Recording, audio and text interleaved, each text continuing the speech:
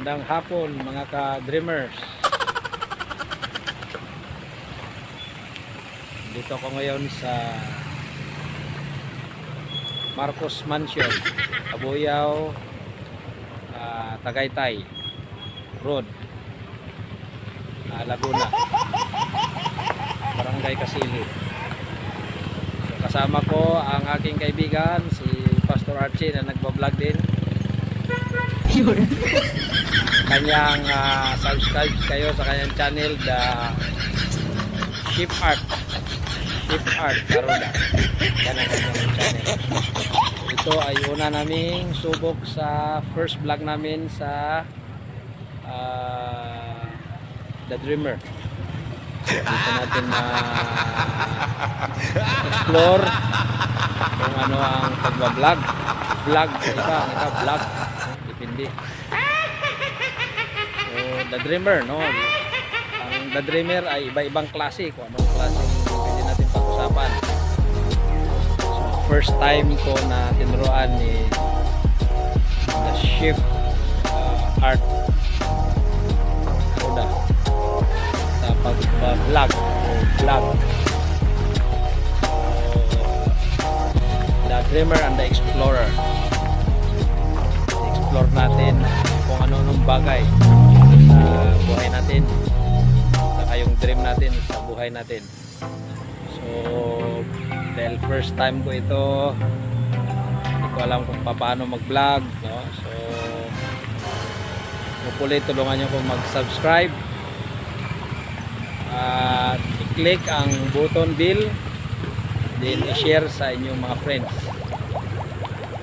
So gagawin natin to mula ginawa ko nang mag-vlog noon 11 years and 6 years ago na. So 2021 ngayon nag-start ako mag-vlog 2008, 2009. And pangalawa kong vlog ay 2012, 2013, 2014. Yan 2014. So yung vlog na yon ay wala pa yon. Tungkol yun sa about sa church. So bagong lahat, paborito na verse na gagamitin natin ay Ecclesiastes chapter 12 verse 13. Paborito ng verse ng mama ko, ang sabi doon, let us hear the conclusion of the whole matter. Fear God and keep His commandments, for this is the whole duty of man. So sa vlog na ito, ang dami natin pag-uusapan. Pag-uusapan natin ang lahat ng bagay. Since ang ating vlog ay The Dreamer at The Explorer, dream ko lang noon na makapasok dito, makapunta sa Laguna, sa may Luzon, pero ngayon nandito na ako. No? I-explore natin kung ano meron dito sa mansion. Itong history ng mansion dito sa Laguna. Akalain mo na pag umakyat ka ng Tagaytay, makita mong may dalawang twin mansion dito sa ilalim. The secret mansion owned before by Marcoses. I have no idea kung hanggang ngayon sila pa bang may-ari nito, hindi na. So tara, let's tingnan natin kung anong meron dito.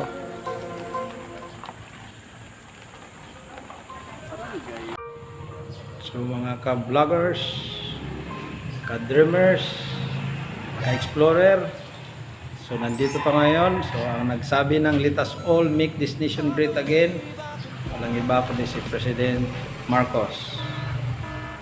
Ang nagsabi naman ng let us all make a beautiful world again, si Imelda Marcos.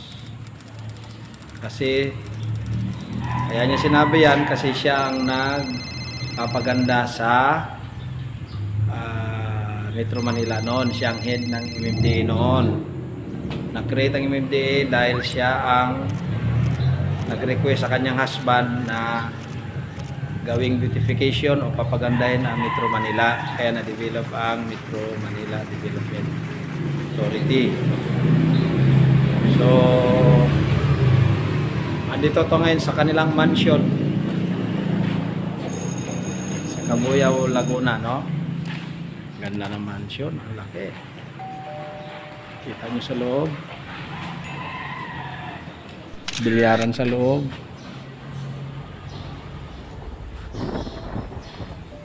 So,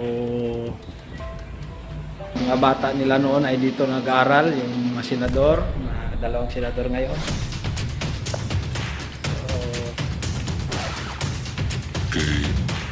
nakakatuwa kasi dati dream ko lang, pero ngayon nakapunta na ako.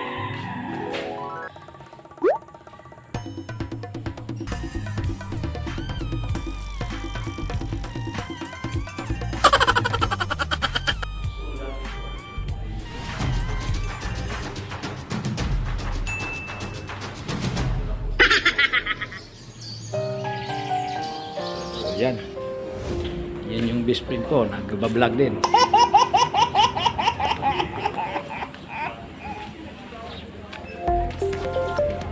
Tingnan natin, no? Mga ka-explorer, mga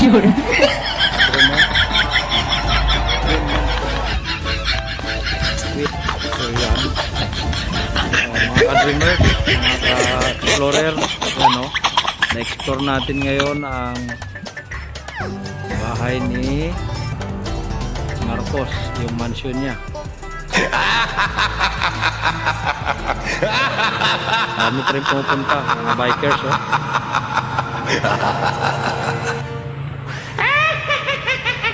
Yung mansion dito sa Cabuyao, napakaganda, no? So noon, ayon sa ating research ay yung mga ambassador noon, ng mga Amerikano, VIP na mga Amerikano ay dito buibisita noon. Mansion. At within fact, may mga dito sa ilalim. Ilalim na yan. Mga located dyan. Intended para sa mga general, bisita ng Amerikano noon. So, napagandang mansion yan. No? Ang ganda ng architectural design niya.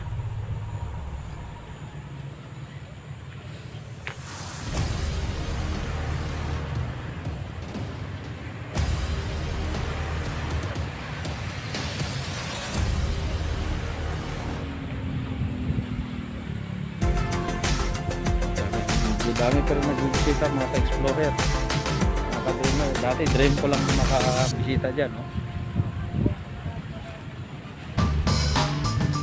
So, dreamers and explorers.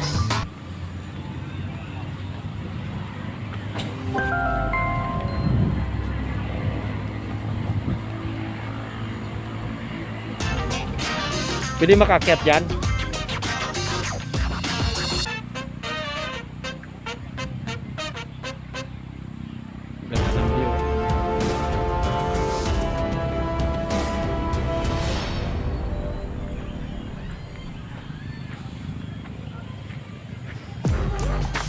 Ganda, sobrang ganda. So yan yung ilalim nito, mga ka-dreamer.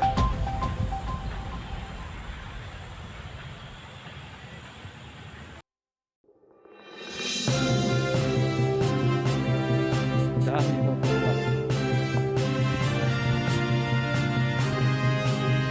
Ako magkuha nitong square meter na to, mga ka-dreamers, mga ka-explorer, baka more or less nasa 4,000 square meter.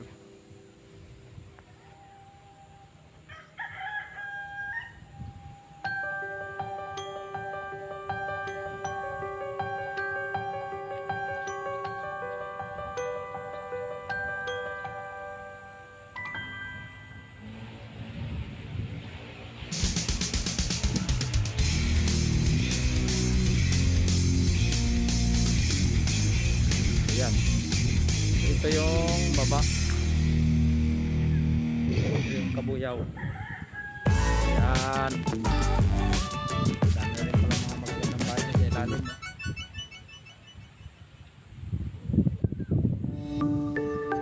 Ilalim yan, merong Kabuyaw, Bayan, Lubang. Yung bahay namin, St. Joseph Homes dyan. So, dadangan mga ng Kanlubang Industrial Park. So, ito yung Tagaytay sa taas. Yan. So, kung may time pa tayo, dadaan ng Tagaytay mamaya. So, nakataba ng puso kasi yung dream ko noon, nagiging totoo. Sa mansion ni Marcos. Hindi ko akalain na meron palang nakatagong mansion dito. Isa to sa mga mansion niya. Although napakarami niyang mansion, meron din siyang mansion sa Ilocos, meron din silang mansion sa Samar, meron din sila ditong mansion sa Cabuyao, Laguna. So yun mga ka-dreamers,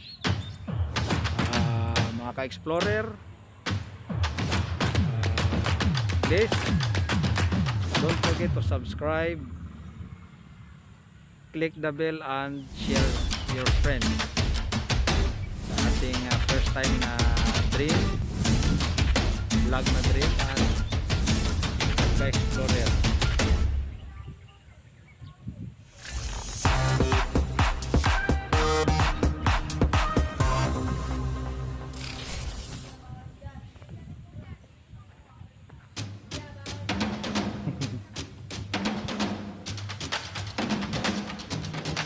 Bawal daw rito, bawal, may tanim na raw na mais.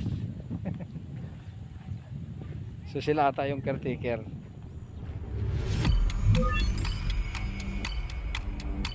Ang ganda naman siya niya, no?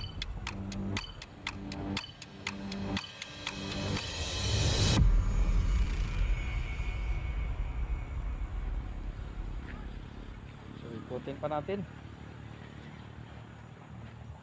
yung likod niya. Ito yung sa side,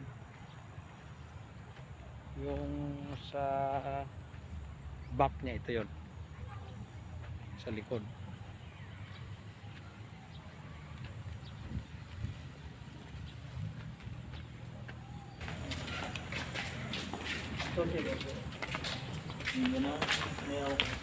Yan, ito kwarto. So ito yung kwarto nila.